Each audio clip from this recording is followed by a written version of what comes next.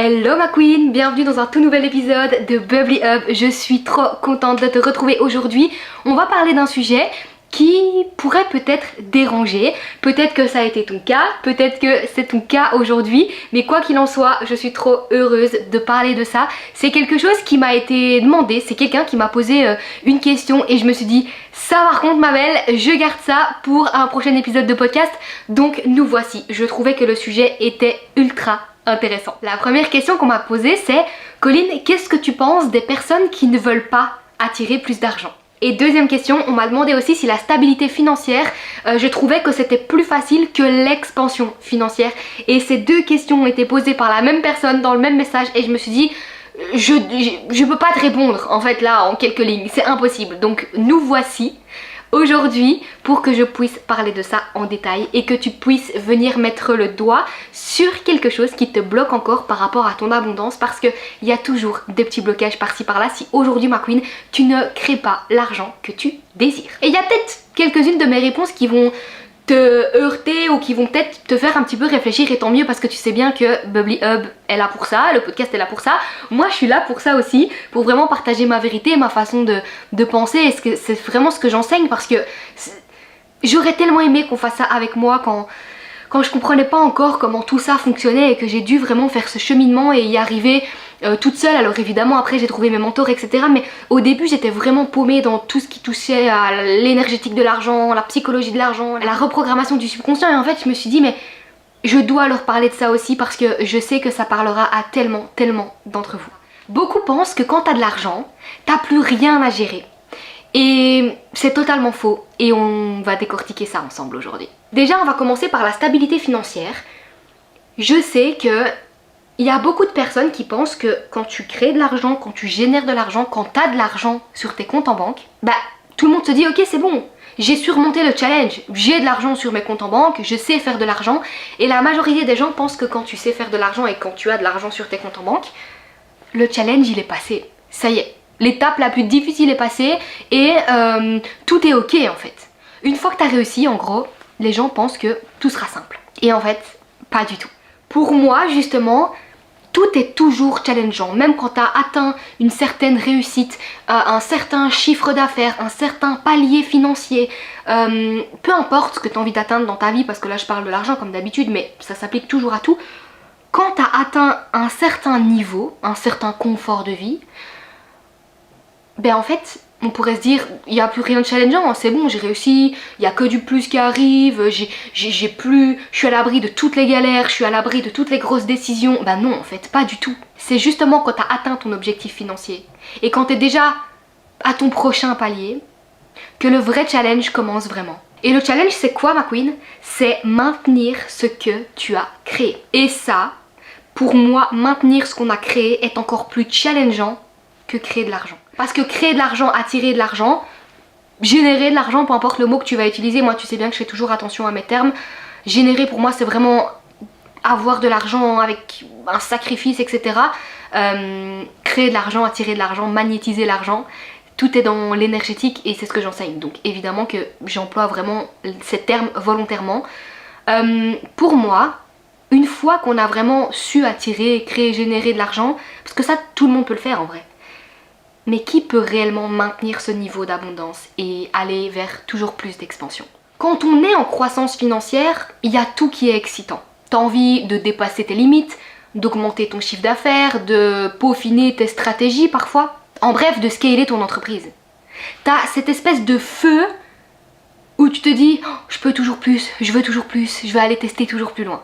T'es dans le feu de l'action, tu joues et t'expérimentes. Et c'est peut-être ce que tu es en train de faire aujourd'hui dans ton entreprise ou dans ta vie. Mais quand tu touches un certain niveau, la pression, elle change. Parce qu'à partir de ce moment-là, chaque décision va compter. Chaque erreur peut coûter cher, ou en tout cas plus cher que lorsque tu gagnais peu d'argent.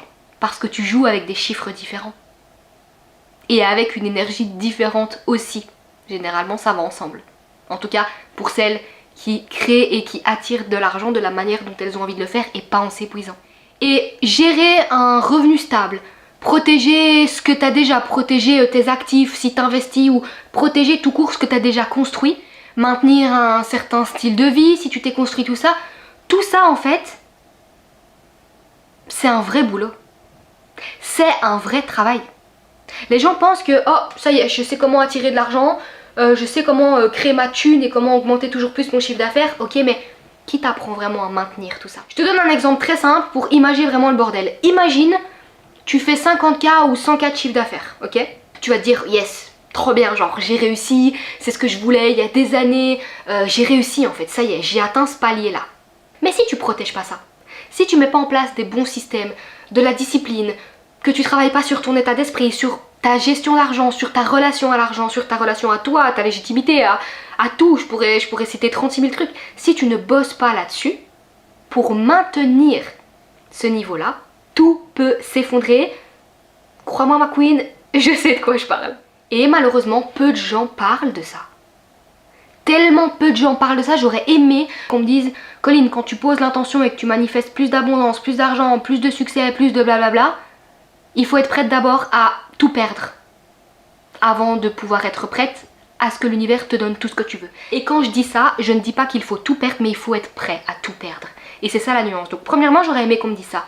Et deuxièmement, j'aurais aimé qu'on me dise « Colline, attention, attirer de l'argent, c'est pas la même chose que maintenir l'argent. Et c'est encore pas la même chose que multiplier l'argent. » Pour moi, c'est trois espèces d'étapes en fait que tout le monde devrait prendre en compte. Et ça, encore une fois, c'est ce qu'on vient voir ensemble dans mes cours en ligne, parce que je peux pas juste enseigner à mes clientes « Ah ben tiens, comment tu dois faire de l'argent, voilà, tu dois faire de l'argent de cette manière-ci, voilà comment tu dois attirer de l'argent, voilà comment tu dois manifester de l'argent, voilà comment est-ce que tu dois énergétiquement te connecter à l'abondance. » Ok, mais après tu fais quoi? Moi, personne m'a appris ça. Et je remets pas la faute sur les autres, encore une fois, mais j'aurais aimé qu'on m'apprenne ça au moment où je vivais ce genre d'expansion financière et puis ce genre de difficultés financières. Et la stabilité financière, ma queen, c'est pas juste avoir de l'argent sur son compte bancaire, c'est savoir le gérer psychologiquement, énergétiquement et émotionnellement en fait. C'est de la vigilance constante, c'est de la conscience constante et c'est de la gestion émotionnelle et énergétique et psychologique constante en fait.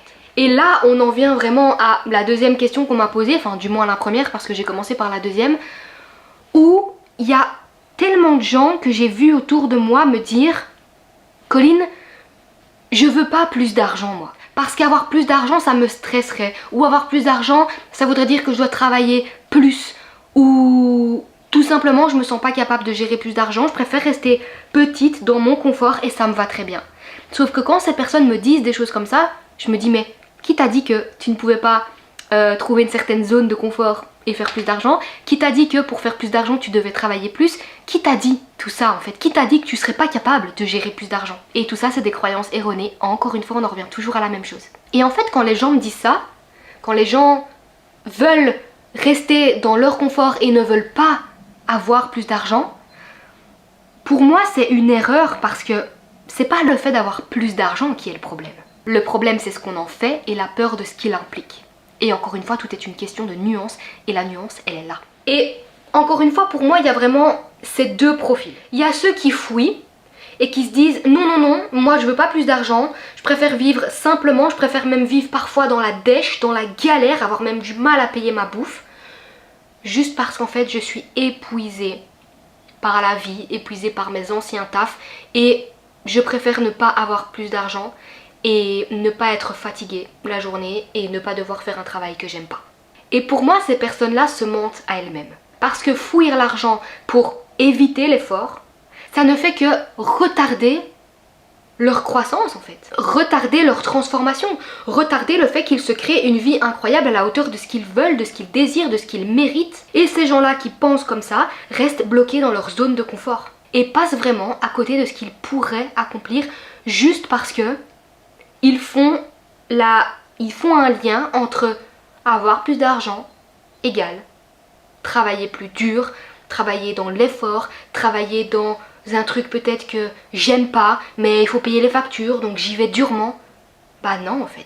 À partir du moment où tu vas à la source du problème et que tu changes cette manière de penser, là ça devient intéressant. Et encore une fois, je te donne des exemples concrets que j'ai vus, des entrepreneurs que j'ai vus décliner des opportunités, rater même des opportunités par peur de devoir leur entreprise grandir, de devoir se construire une équipe, de pas savoir tout gérer toute seule, par peur de pas savoir gérer leur argent toute seule, de pas faire des bons placements, de pas savoir mettre de côté, de pas...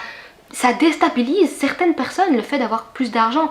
Et beaucoup de personnes pensent que avoir plus d'argent est égal à plus de responsabilités. Et il y en a qui s'en sentent pas capables en fait. Mais encore une fois, est-ce que c'est vraiment vrai? J'ai vu aussi des gens refuser des clients, refuser des collaborations, juste par peur de devoir sortir de leur zone de confort. Résultat, qu'est-ce qui se passe? Elles restent stables, elles restent frustrées et limitées au final, et frustrées de voir d'autres personnes réussir alors qu'elles en meurent d'envie. C'est juste que la peur est trop grande, l'inconfort est trop grand si jamais elles doivent sortir de cette zone de confort. Et le deuxième profil, pour moi, c'est vraiment ceux qui choisissent consciemment de ne pas vouloir plus d'argent. Et là, on entre vraiment dans une autre catégorie. Et là, je dis ok, si on vient me trouver, comme dit Colline, moi je veux pas plus d'argent. Moi, ce que je gagne là, mon salaire ou mon chiffre d'affaires en tant qu'entrepreneur, c'est très bien. Je suis dans ma zone de confort, je me challenge un petit peu, c'est ok, je suis très à l'aise avec ça. Je n'ai pas envie de travailler plus, je n'ai pas envie de travailler différemment, je n'ai pas envie de scaler mon entreprise. Mon chiffre d'affaires me convient, mon salaire me convient, j'adore mon taf. Je suis vraiment alignée avec mon style de vie, avec mon confort et avec tout ce que mon salaire peut me permettre aujourd'hui. Donc en fait, je n'en recherche pas plus. Si vous êtes satisfait de ce que vous avez, ok. Il n'y a aucun problème. Si pour ces gens-là, l'argent n'apporterait rien de plus dans leur vie, ok. C'est un choix mature, c'est un choix conscient et c'est un choix puissant. Et c'est la différence avec le cas de figure numéro 1, là où les gens sont émotionnellement dans la peur, dans la frustration et dans tous ces sentiments-là. Parce que je le rappelle encore une fois, ma queen, mais la vraie richesse, c'est pas ce que tu as sur ton compte en banque, c'est ta paix intérieure, c'est ta liberté, c'est ta capacité à savourer ce que tu as déjà. Mais la nuance que j'ai envie d'apporter, c'est que la plupart des gens qui disent qu'ils n'ont pas envie d'avoir plus d'argent sont pas dans ce cas de figure, ils sont dans le premier. Souvent, c'est juste un mécanisme de protection inconscient qu'ils ont mis en place pour ne plus souffrir, ne plus s'épuiser pour avoir de l'argent durement gagné. Mais cette croyance vient de quelque part. Tous les humains n'ont pas cette croyance sur Terre. Et c'est tellement dommage parce qu'ils se limitent vraiment eux-mêmes. Et ils passent à côté d'un fucking potentiel, j'en suis intimement convaincue. Et surtout, ils sont pas conscients, généralement, de ce qui se passe. Alors je te pose la question, ma queen, toi, t'es dans quel cas de figure? Est-ce que tu te reconnais dans le 1? Est-ce que tu te reconnais dans le 2? Ou même dans aucun des deux, et tu me dis Colline, moi je veux un max de thunes en fait. Mais je veux créer et attirer de l'argent de la manière dont j'ai envie de le faire. Et là, je peux pas te dire, je peux rien te dire d'autre à part welcome dans mon monde en fait. Et donc ce que j'ai appris derrière tout ça, et quand je me suis posée, quand on m'a posé ces deux questions et que j'ai vraiment travaillé sur cet épisode de podcast, je me suis questionnée et je me suis dit, c'est pas une question d'argent. C'est pas une question de richesse. C'est jamais une question de chiffres, c'est une question d'énergie, c'est une question de posture, c'est une question d'identité. C'est surtout une question de courage aussi. Créer de l'argent, le maintenir, savoir l'accueillir et savoir consciemment pourquoi il vient, comment il vient. Comment est-ce qu'on a fait et comment est-ce qu'on va faire ce qu'on va se dire dans notre esprit pour en attirer plus. Choisir consciemment combien vous voulez accueillir. Tout ça demande une force mentale. Maintenir ce que t'as, ma queen, ça demande un challenge quotidien. Et il y a des gens qui se disent « Oui, mais moi j'ai pas encore beaucoup d'argent, oui, mais moi j'ai pas les revenus que je veux, oui, mais moi j'ai pas l'abondance que je veux, oui, mais moi j'ai pas la réussite que je veux. » C'est pas grave. Sois déjà consciente de est-ce qu'aujourd'hui tu arrives à maintenir ça, même si c'est pas encore le niveau auquel t'aimerais bien te confronter. Parce que comme je l'ai dit, c'est pas une question de chiffres. Parce que croître, c'est excitant. Mais ce qui fait la différence, c'est ton vrai alignement. C'est ta capacité à accueillir ce qui vient, à savoir prendre des décisions, à ne pas saboter quand l'abondance arrive, à ne pas saboter ta réussite, surtout. Et c'est ce que j'ai fait. Pendant plusieurs années, c'est ce que j'ai fait. L'argent m'a fait peur. Et j'ai dit stop, stop, stop, stop, et tout s'est arrêté. Et pour celles qui m'écoutent et qui hésitent encore, regardez juste vos raisons. Demandez-vous pourquoi je ne veux pas plus d'argent aujourd'hui. Est-ce que c'est une vraie décision alignée ou est-ce que c'est une fuite? Parce que la réponse à ça, ma queen, va définir ton avenir et ta réalité consciente en fait. Tu peux rester là où t'en es aujourd'hui ou vivre une vie sans aucune limite. Et surtout accueillir tout ce qui est disponible pour toi parce que ça l'est. C'est disponible pour toi. Donc pour terminer cet épisode de podcast aujourd'hui, ma queen, j'ai juste envie de te demander de faire un check-in complet de toi-même en fait. Note ce que tu veux vraiment créer dans ta vie et écris-le. Mais même des petits points si tu veux, des petits tirets. Qu'est-ce que tu veux attirer dans ta vie aujourd'hui? Ensuite, note pourquoi tu veux plus d'argent ou pourquoi tu ne veux pas plus d'argent. Et surtout, demande-toi, est-ce que c'est aligné avec mon énergie, avec mon bonheur, avec la vie que j'ai envie de créer, avec la liberté que j'ai envie d'avoir, ou c'est juste la peur qui parle? Donc je le rappelle, ma queen, au final, la leçon dans tout ça, c'est que la vraie richesse, c'est pas juste un chiffre. C'est vraiment ta posture, c'est les décisions que tu prends, c'est comment tu te maintiens et comment tu te rediriges quand ça va pas comme tu veux, quand tu vois pas encore ce que tu veux voir se produire dans ta vie arriver. Il y a un énorme pouvoir personnel là-dedans, une grosse preuve de leadership en fait. Est-ce qu'aujourd'hui, tu es capable de maintenir ce que tu as tout en créant ce que tu veux?